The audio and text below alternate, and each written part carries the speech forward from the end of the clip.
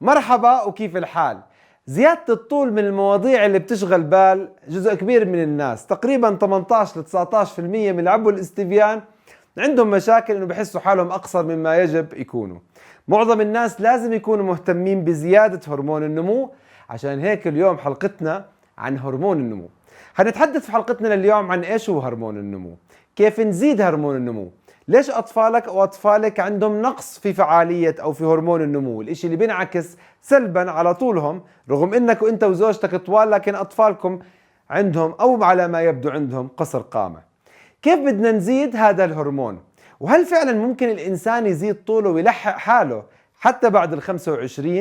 وإذا كان في ناس بنجحوا يزيدوا نص سنتي بين ليلة وضحاها، كيف في ناس أقلاء على الأرض بيعرفوا كيف يزيدوا 5 سنتي حتى بعد ال25؟ هو فعليا متى بتوقف النمو؟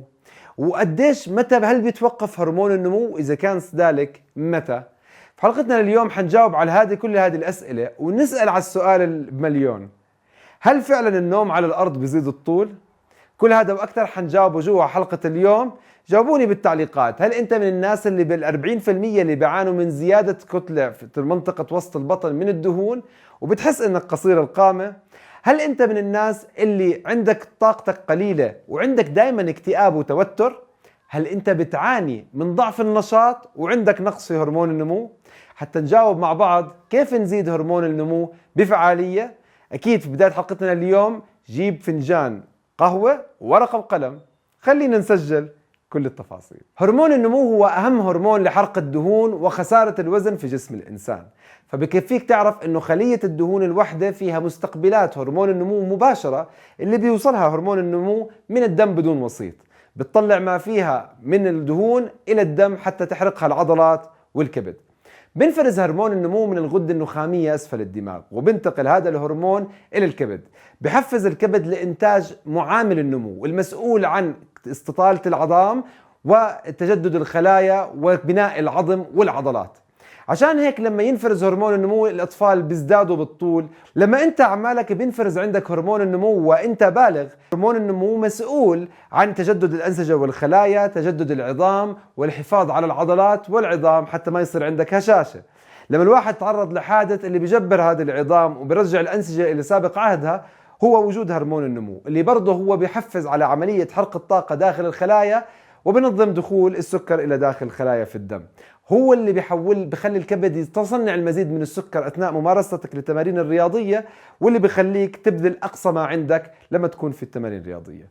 إذا بدك تعرف متى بنفرز هرمون النمو، فبدهمك تعرف إنه أفضل وقت وأكثر وقت ومعظم هرمون النمو بتم إفرازه أثناء النوم ليلا. للأسف الجماعة اللي بيسهروا بيحرموا حالهم من جرعة هرمون النمو، والشباب عشان هيك عادة اللي بيسهروا بيختيروا بسرعة. بنفرز هرمون النمو بعد التمرين الرياضي وبعد كل وجباتك اللي انت بتاكلها بشكل عام. أما إذا بتسأل نفسك هل عندك نقص في هرمون النمو أو لا، فأعراضه واضحة. أول إشي عند الأطفال بكون في قصر في القامة، وهذا الطفل ما بطول زي جيله، وحنحكي اليوم كيف تعرف طفلك بأي مرحلة موجود. الشغلة الثانية بكون الشخص في قمة الاكتئاب والتعب والإرهاق. هذا الإرهاق برضه بكون مرافق لأنه ما بيقدر هذا الشخص يمارس التمارين الرياضية، لأنه بكل بساطة ما بيقدر يبني العضلات بعد التمرين. فقدان في الكتلة العضلية بالجملة وفقدان في كثافة العظام، عشان هيك الناس اللي عندهم نقص في هرمون النمو وحتى كبار السن بصير عندهم كسور في العظام بسهولة. الأشخاص اللي عندهم نقص في هرمون النمو بكون عندهم توتر وقلق دائم ومستمر، بالإضافة للاكتئاب، وبكون عندهم تراكم في الدهون في منطقة البطن، بالإضافة إلى شعور هدول الأشخاص بالوحدة والعزلة.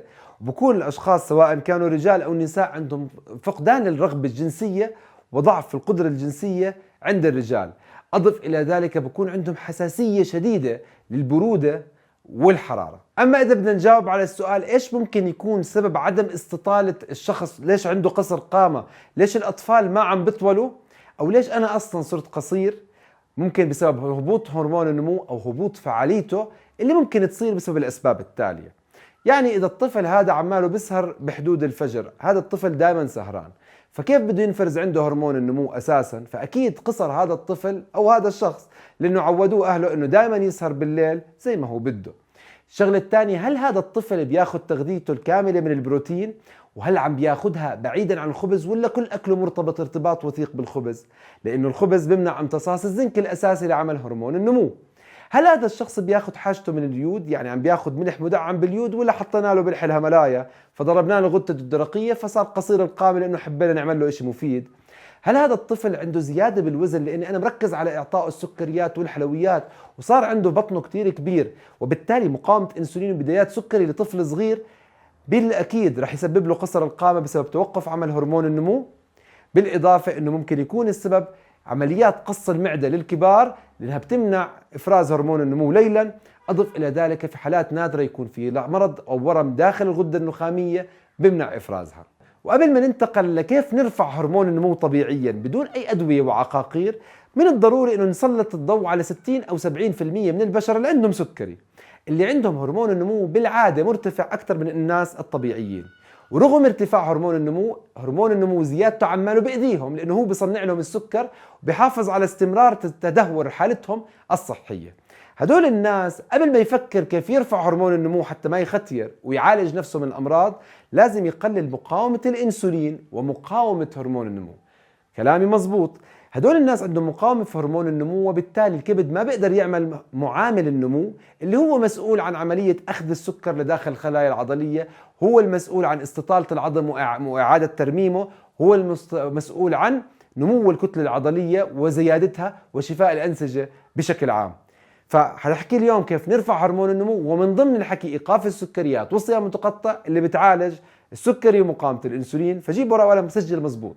أول الطرق لرفع هرمون النمو طبيعيا هو زيادة تركيز هرمون الميلاتونين أو الناقل العصبي الميلاتونين في الدم، وهذا ما بصير إلا أثناء النوم والنوم العميق ليلا.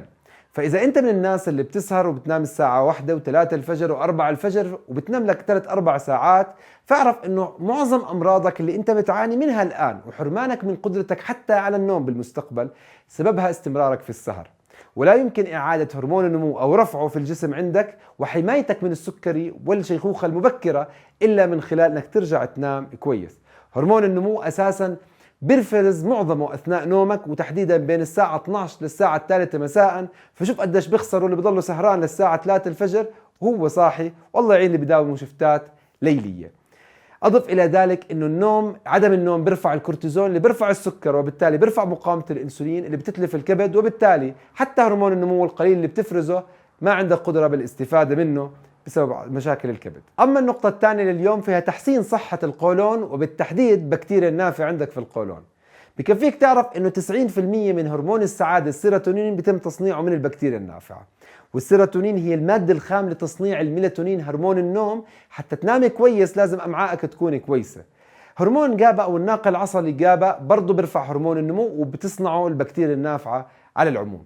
أما النقطة الثالثة، حتى ترفع هرمون النمو لازم تخسر من وزنك وتقلل مقاومة الأنسولين وتشفي مرض السكري اللي هو تحديدا مقاومة الأنسولين.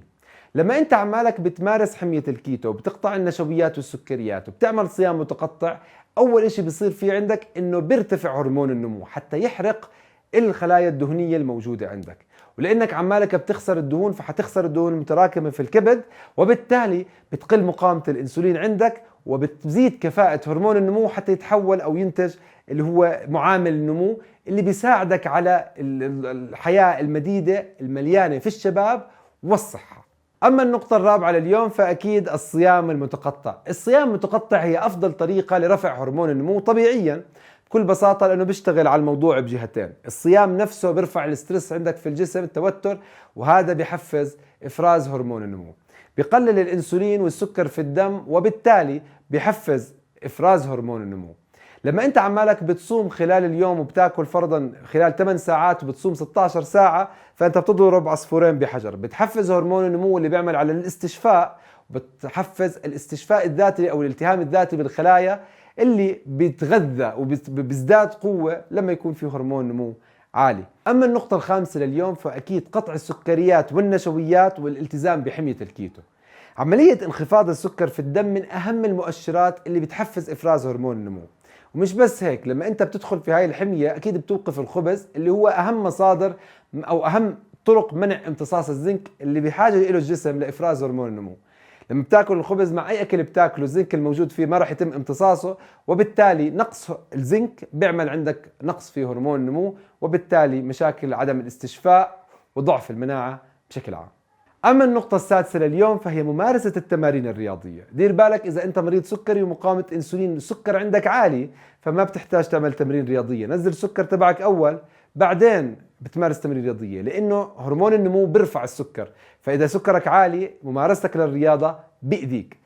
النوع الأول من التمارين اللي بترفع هرمون النمو وقد تكون الأقصى على الإطلاق، أعلى ارتفاع لهرمون النمو بيكون من خلال تمارين الهاي انتنسيتي، إني أنا أركض بأسرع ما عندي، إني أنا أركب دراجتي بأسرع ما عندي، سباحتي تكون بأسرع ما عندي. هذا خلال 10 دقائق فقط من التمرين كفيل إنه ترفع هرمون النمو من 1 إلى 8 أضعاف. ممارسة المشي ما بيرفع هرمون النمو، يعني يا دوب إذا بخلال 10 دقائق رفع لك إياه 60% زيادة بيكون يخلف عليك. أما ممارسة التمارين المقاومة بمتاز إنه بيرفع هرمون النمو خلال اليوم كامل. بعد التمرين بيرتفع هرمون النمو للضعف فقط، مش زي التمارين الهاي انتنسيتي، لكن بيستمر الارتفاع في هرمون النمو 45% زيادة على طول اليوم. فبالتالي اختار النوع اللي بفضله، وأفضل إشي إنك تجمع بين الهاي انتنسيتي وتمارين الحديد لرفع هرمون النمو. وهون نوصل للنقطة رقم 7 في عملية تغذية هرمون النمو، وهي استهلاك البروتين. لما انت عم تاخذ مصادر بروتينية كاملة زي البيض او اللحوم الحمراء او الدواجن او الاسماك، كل هاي المصادر من البروتين فيها كل اطياف الاحماض الامينية. نزول الاحماض الامينية هي المحفز الاول لافراز هرمون النمو لما بتاكل، فمجرد انك تاكل بيرتفع هرمون النمو لما يصير فيه كمية احماض امينية في الدم. تحديدا الجلوتامين والارجينين والجلايسين والالينين، هدول الاحماض الامينية الاربعة بيرفعوا هرمون النمو بمجرد وصولهم للدورة الدموية. الشغلة الثانية لازم تعرفها انه في بعض المكملات او بعض المعادن والفيتامينات بطبيعتها بترفع هرمون النمو. يعني الفيتامين بي 3 الموجود بخميرة البيرة او البي كومبلكس بيرفع من هرمون النمو بطبيعته. الزنك ضروري لتصنيع هرمون النمو، اما اليود فهو ضروري لافراز هرمون الغدة الدرقية المحفز هو بطبيعته لهرمون النمو. فاحرص انك تاكل مصادر اكلك مصادر كاملة طبيعية، وحاول انك تاخذ مصادر اليود ان كان من الملح او من البحريات، والزنك من اللحوم، وما تاخذ معها اي خبز او مكسرات حتى ما تمنع امتصاص الزنك. اما الجواب على السؤال هل ممكن يزيد طولي بعد ما اوصل عمر ال 25 ويزيد؟ اكيد الجواب طبعا لا، ما ممكن يزيد طولك ولا سنتي بعد ما توصل لل 25 واقل كمان. البنات بشكل عام بيزداد طولهم من اول ما ينولدوا لحتى يوصلوا سن ال 17، وبتكون ذروة نموهم من ناحية الطول أو من ناحية جنسية من 9 إلى 15 سنة. بينما الرجال ببلش يتباطأ كتير نمو الطول عندهم أو بتوقف عند سن ال 18، وذروة النمو الجنسي والطول تحديدا من 12 ل 18 سنة. هل بتوقف هرمون النمو عندك بعد ال 18 سنة كرجل؟ لا طبعا، هرمون النمو ما بتوقف عن الإفراز، لكن مع العمر بضل يتناقص، بكون في ذروته أثناء الطفولة وبضل وبكون بعدين بقل بمرحلة الشباب، ومن الشباب إلى الشيخوخة بضل ينخفض ينخفض ينخفض. وطبعا كل ما أنت كنت داير بالك على صحتك أفضل من أنت شاب، بكون كمية هرمون النمو اللي عندك وأنت كختيار أعلى، فبالتالي بتعيش هني بصحة أفضل في الوقت اللي غيرك بيعاني. أما الجواب على السؤال كيف أعرف إنه ابني قصير القامة أو إني أنا قصير القامة أو إني أقدر أتكهن بقديش طول هذا الشخص بالمستقبل إذا كان في لساته في فترة الصبا أو الشباب، بكل بساطة بإمكانك تستخدم الجروث شارت، واللي حطيت لكم الروابط تبعته في المقالة الموجودة في التعليقات وفي صندوق الوصف. هذا الجروث شارت بحط لك من 5% أقصر ناس وإلى 90%، يعني اللي بيكون تحت 90 بيكون عند رقم 85، ف85 من الناس أقصر منه. اللي بيكون عند 5% بيكون 5% من الناس أقصر منه. اللي بيكون تحت هذا الخط فهو من ضمن أقصر البشر على وجه الأرض. واللي بيكون فوق خط 90 بنسميه المئين التسعيني بيكون أكثر من 95% من البشر هم أقصر منه، يعني هو طويل جدا. بكل بساطة بتشوف أنت قد ايه عمرك، وقد من عمرك بتقدر تحدد طولك المناسب، أو تعرف أنت من أي فئة من الناس موجود. كيف تقدر تتكهن طولك في المستقبل؟ بتشوف أنت على أي مئين، فطلعت المئين الخمسيني، بكل بساطة بتروح بتمشي خط موازي لتوصل لعند عمر 20 سنة، وقتها بتعرف انه هذا الطول هو المتوقع عندك لما توصل ل 20 سنة. اما الجواب على السؤال هل بقدر انا ازيد طولي مجرد اني انام على الارض؟ وهل فعلا بقدر ازيد طولي 5 سنتي؟ الجواب: بإمكانك تزيد طولك لما تنام على الأرض، وممكن يوصل زيادة طولك ل5 سنتي بس ب4 أيام. خلينا نعرف ليش. لما أنت بتمشي الجاذبية الأرضية بتضغط على العمود الفقري، فبيقصر طول العمود الفقري وبنضغط، وهذا دائما بصير. لما بتنام سواء نمت على الأرض أو على الريش النعام، الضغط على العمود الفقري بقل، فبالتالي دائما وأبدا الناس لما بيستيقظوا صباحا بيكون طوله أطول من الطول العادي بنصف سنتي، بآخر النهار بفقدهم للأسف.